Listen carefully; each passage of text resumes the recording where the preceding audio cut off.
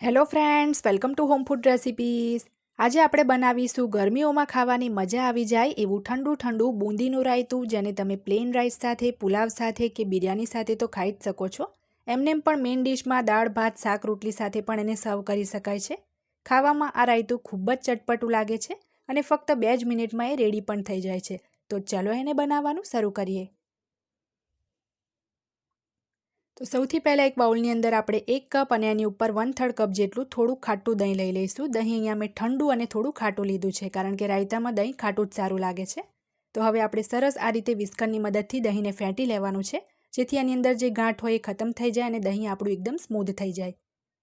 તો દહીં સ્મૂથ થઈ જાય પછી અમે 1 ચમચી શેકેલા જીરાનો પાવડર ઉમેરીશું, અડધી ચમચી સંચળ ઉમેરીશું, સ્વાદ મુજબ થોડું સાદું મીઠું ઉમેરીશું, 5 ચમચી કાળા મરીનો પાવડર ઉમેરીશું, 1 ચમચી ફુદીનાનો પાવડર ઉમેરીશું, 1 ટેબલસ્પૂન દળેલી ખાંડ ઉમેરીશું, 1 ટેબલસ્પૂન ઝીણા સમારેલા લીલા ધાણા ઉમેરીશું.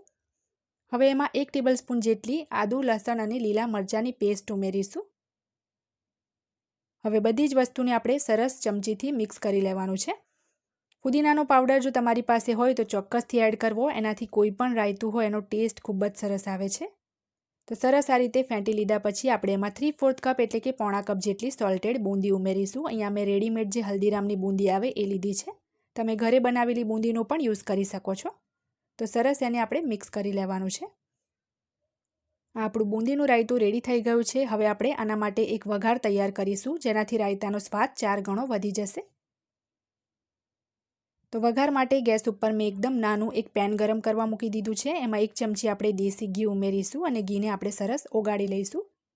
ઘી સરસ ઓગળી જાય એટલે 1 ચમચી એમાં જીરું ઉમેરીશું અને 5 ચમચી જેટલી હિંગ ઉમેરીશું.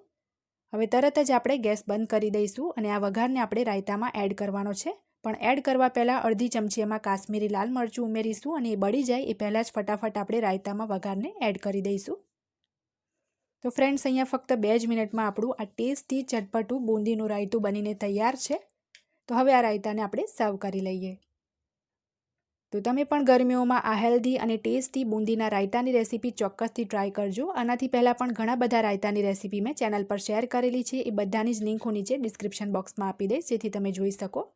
તો ઉપરથી અહીંયા થોડું આપણે કાશ્મીરી લાલ મરચું, થોડી બૂંદી અને લીલા ધાણાથી એને ગાર્નિશ કરી લઈશું.